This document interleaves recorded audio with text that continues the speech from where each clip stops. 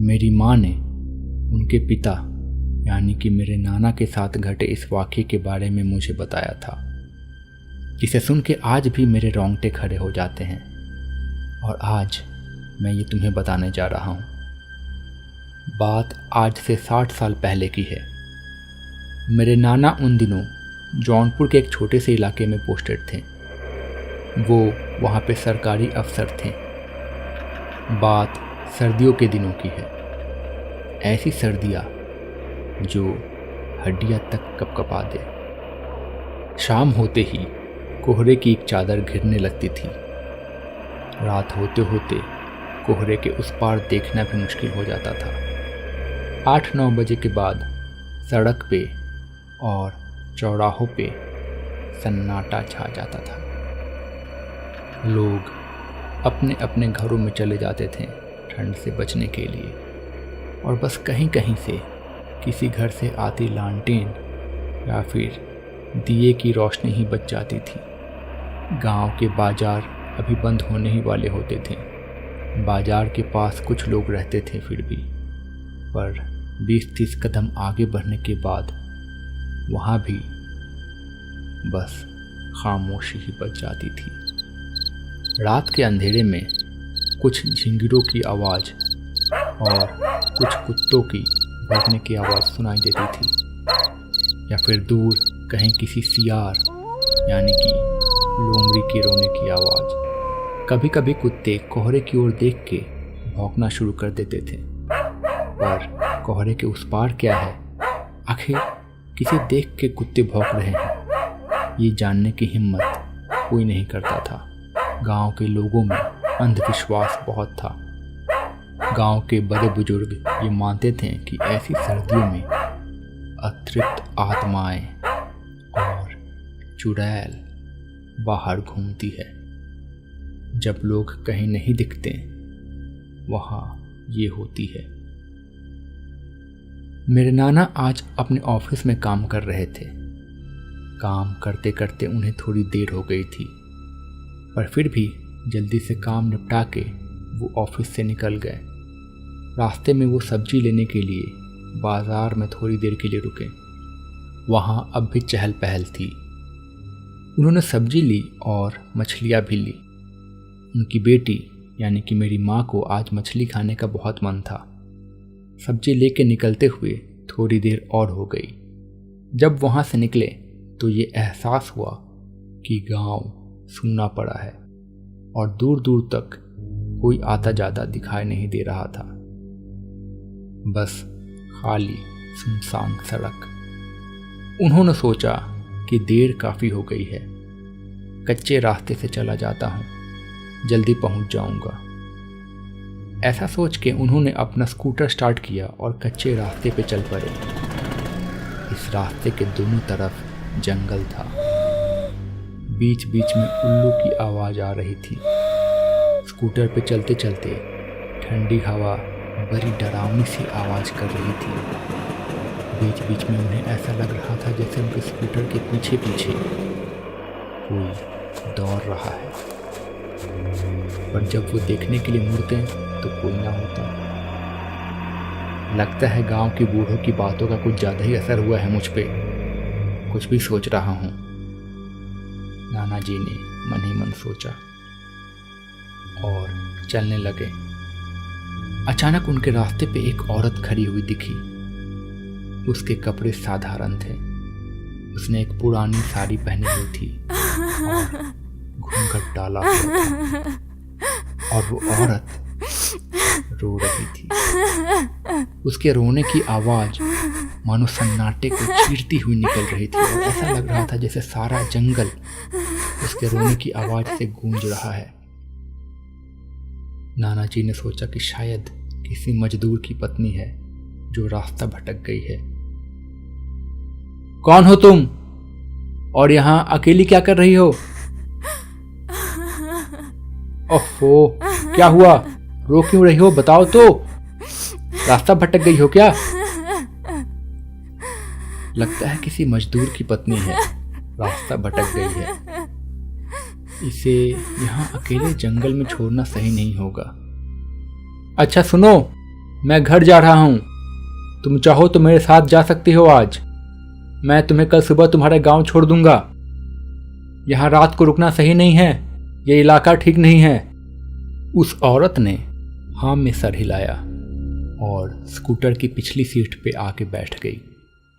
नाना जी scooter चलाने लगे। पूरे रास्ते किसी ने कुछ नहीं बोला। कुछ ही देर में वो अपने घर आ गए। घर पे सब नाना जी का इंतज़ार कर रहे थे। घर पहुंचते ही सब इकट्ठा हो गए। घूंघट के कारण उस औरत का चेहरा बिल्कुल नहीं दिख रहा था और तब गांव में बिजली भी नहीं होती थी, इसलिए तेज रोशनी भी नहीं थी। लालटेन की रोशनी में ही सारे काम होते थे और इस रोशनी में वैसे भी कम दिखाई दे रहा था। उस औरत के बारे में सबने पूछा। अरे ये मुझे रास्ते में मिल गई, बेचारी रास्ता भटक गई है, किसी मजदूर की पत्नी लगती है, इसलिए उसे वहाँ पे अकेले जंगल में छोड़ना मुझे सही नहीं लगा और मैं इसे यहाँ ले आया। कल सुबह इसे इसके गांव छोड़ आऊँगा। आज ये यहीं रहेगी और खाना भी आज का यही बना देगी। सब ये बात मान गए, पर ना जाने क्यों मेरी माँ को उस पर शक हो गया। उन्हें लगा कि कहीं ये कोई चोर तो नहीं जो चोरी के इरादे से यहाँ तक चली आई। तब गांव में चोरियाँ बहुत होती थी।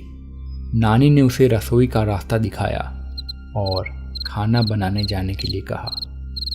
उन्होंने उसे वो थैली दे दी जिसमें सब्जियाँ और मछली थी। रसोई में सारा सामान माँ ने रख दिया। सब बहुत भूखे हैं, जल्दी से खाना बना दो, नानी ने कहा। मेरी माँ को अब भी उस पर विश्वास नहीं हुआ था। 10 मिनट बाद वो रसोई में गई। वहाँ जाके उन्होंने देखा कि वो अब भी थैले से मछलियाँ बाहर निकाल रही है। ये देखकर मेरी माँ को गुस्सा आ गया। तुमने अभी तक खाना बनाना शुरू भी नहीं किया? ऐसा करोगे तो कब खाना बनेगा और कब हम लोग खाएंगे? माँ ने कहा। उस औरत का चेहरा अब भी ढका हुआ था, इसलिए किसी ने भी अभी तक उसका चेहरा नहीं देखा था। मेरी माँ ने उसका चेहरा देखने की बहुत कोशिश की, पर देख नहीं पाई, एक झलक भी नहीं। कोई ज़रूरत हो तो मुझे बुला लेना और जल्दी जल्दी खाना बनाओ। उसने कोई जवाब नहीं दिया। माँ को लगा कि शायद अनजान लोगों के बीच में डर रही है। फिर माँ रसोई से निकल गई। फिर 15 मिनट के बाद माँ फिर से रसोई में गई देखने के लिए। रसोई के अंदर का सीन देख के जैसे माँ के पैर जम से गए। गला अचानक से सूख गया, आंखों के सामने अंधेरा सा होने लगा। उन्होंने वहाँ जो देखा उस समय, शायद वो उसे जिंदगी भर भूल नहीं पाएंगी। उन्होंने देखा कि वो औरत रसोई के स्लैब पे बैठी कच्ची मछलियाँ खा रही है। चारों तरफ मांस और कांटे पड़े हुए थे। उसके सर से घूंघट अब उतर चुका था। उसका चेहरा एकदम काला और सूखा हुआ। ऐसा लग रहा था कि जैसे कोई लाश सड़ने के बाद सूखने लगी है। आंखों में पुतलियां नहीं थीं, आंखें एकदम बेजान और सफ़ेद। हाथों में टेढ़े मेढ़े पर नुकीले नाखून एकदम काले, बाल चांदी की तरह सफ़ेद। बहुत ही भयानक और डरावनी लग रही थी। वो मछलियाँ खाने में मगन थी, इसलिए उसका ध्यान मेरी माँ की ओर नहीं गया। माँ भी चिल्लाई नहीं कि कहीं उसका ध्यान उनकी ओर ना आ जाए और वो खतरनाक ना हो जाए। माँ ने तुरंत एक थाल उठाया और चूल्हे से जलता हुआ कोयला निकाल के उसकी ओर दौड़ी और जलता हुआ कोयला उसके ऊपर फेंक दिया।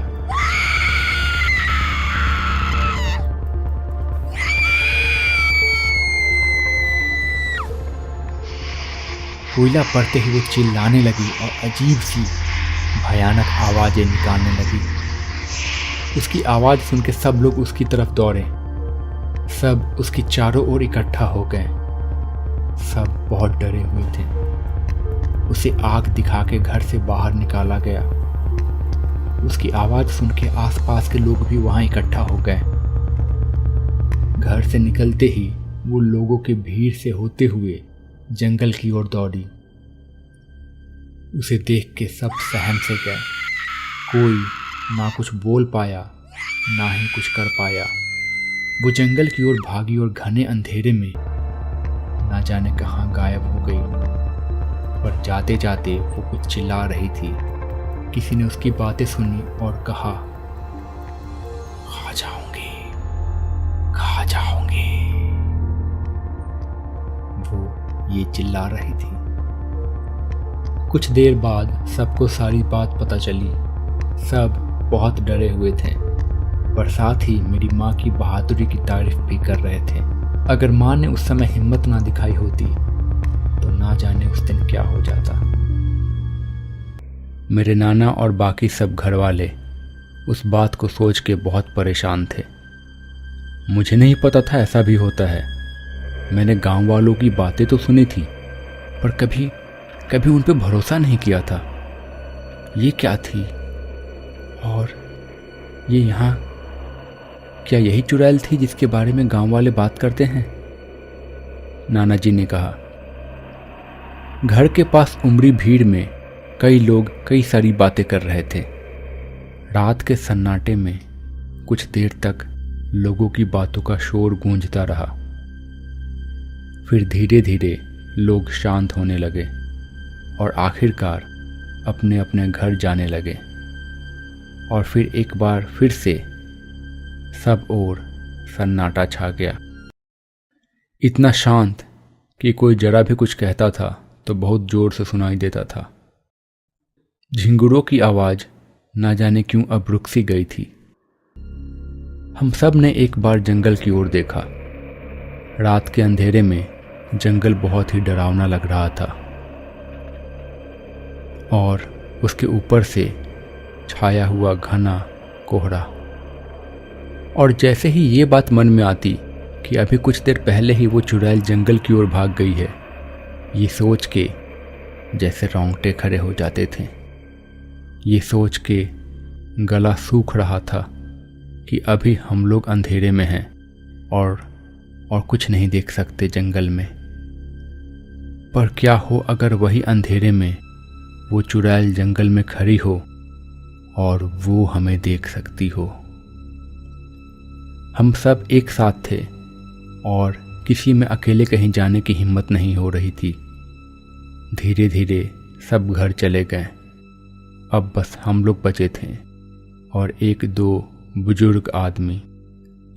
आज किस्मत अच्छी है कि बच गए, पर तुमने उसे और भड़का दिया है।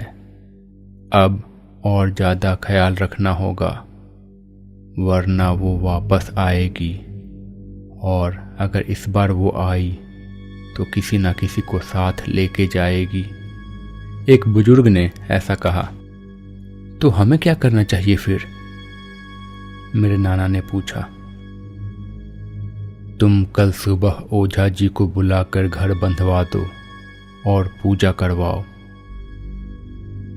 गांव में अक्सर ओझा बुलाए जाते थे जो अपने मंत्रों से घर में पूजा प्रार्थना करते थे। हमारे गांव में एक प्रथा थी, जब भी कोई नया घर बनवाता है या नया घर खरीदता है तो एक ओझा को बुलवा के अपने घर को बंधवाता है। और ये किसी रस्सी से या धागे से नहीं बांधा जाता। घर बांधने के लिए मांस, शराब, कपूर और ऐसे ही कुछ सामग्रियों का इस्तेमाल होता है। फिर इन्हें मिला के पानी में डाल के घोल लिया जाता है और घर के चारों ओर गिराया जाता है।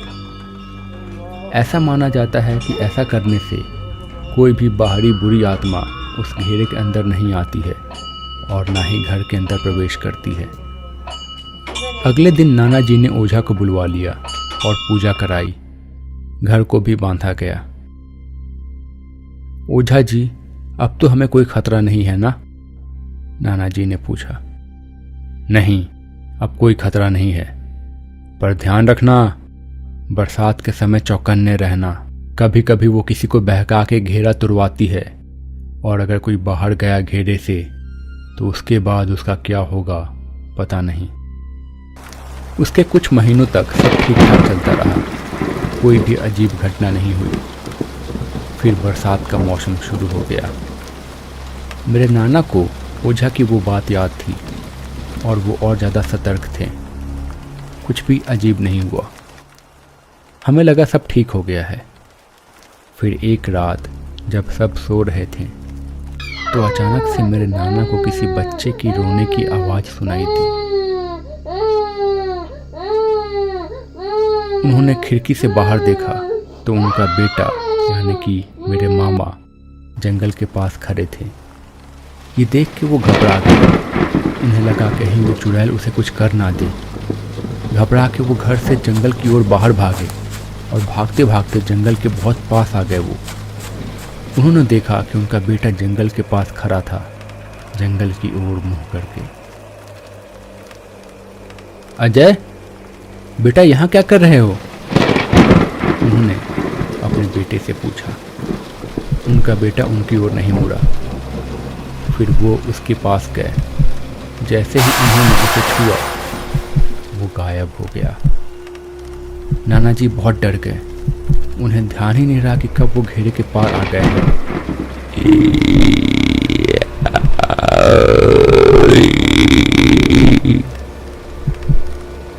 जैसे ही वो पीछे मुड़े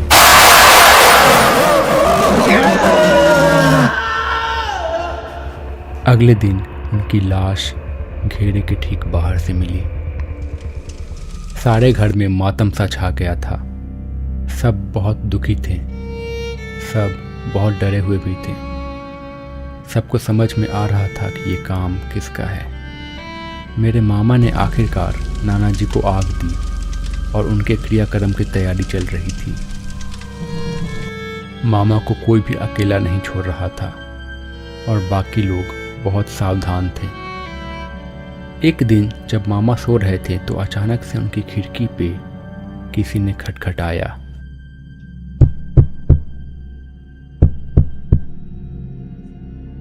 मामा की आंख खुल गई। उन्होंने देखा कि खिड़की के सामने नाना जी खड़े थे। ये देख के वो बहुत खुश हो गए। तभी मेरी नानी को कुछ आवाज़ सुनाई दी और उन्होंने देखा कि घर से बाहर मामा खड़े हैं और वो नाना के पीछे जा रहे हैं। और नाना न जाने क्यों धीरे धीरे जंगल की ओर बढ़ते जा रहे हैं। मेरी नानी ये देख के बहुत डर गई। वो तुरंत अपने बच्चे की ओर भागी उसे बचाने के लिए और दौड़ने लगी। जितनी तेज वो दौड़ रही थी उतनी ही तेज नाना जंगल की ओर चले जा रहे थे और उतनी ही तेजी से मामा उनका पीछा कर रहे थे। नानी दौड़ते दौड़ते जंगल में आ गई। अचानक से उन्हें मेरी माँ की बुलाने की आवाज़ सुनाई दी। माँ, माँ, माँ लौट आओ, माँ, माँ लौट आओ। नानी ने पीछे देखा। पीछे देखते ही नानी के होश उड़ गए। तभी उन्हें एक आवाज सुनाई दी, चलो मेरे साथ चलो वसुधा, मैं अकेला हूं। उन्होंने देखा सामने नाना का प्रेत था। वो उन्हें बुला रहा था। इससे पहले कि वो कुछ सोच पाती या कर पाती,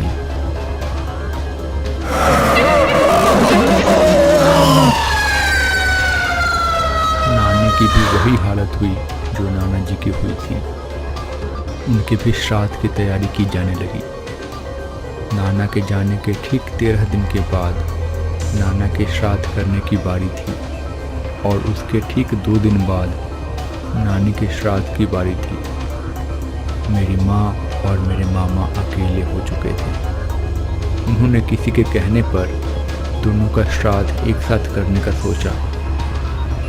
श्राद्ध के लिए मामा बैठे थे।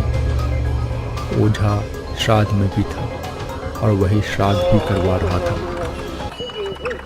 श्राद्ध करते करते शाम होने लगी थी और फिर से कोहरा छाने लगा था। ओझा मंत्र पढ़ते जा रहा था। तभी मामा को ओझा के पीछे नानी नजर आई। मामा को समझ नहीं आया कि क्या हो रहा है। वो खुश हो गए और उठने ही वाले थे कि तभी ओझा ने उन्हें रोक लिया चुपचाप बैठे रहो, वो तुम्हारी माँ नहीं है, थोड़ी देर में तुम्हें सब पता चल जाएगा। और मंत्र जाप करने लगा। कुछ देर बाद श्राद्ध खत्म हुआ और सब आश्वस्त हो गए थे कि सब ठीक हो गया है। पर फिर नाना और नानी के जाने के बाद माँ और मामा जौनपुर में क्या करते, इसलिए वो लोग जौनपुर छोड़ के इंदौर चले गए उनकी नानी के यहाँ।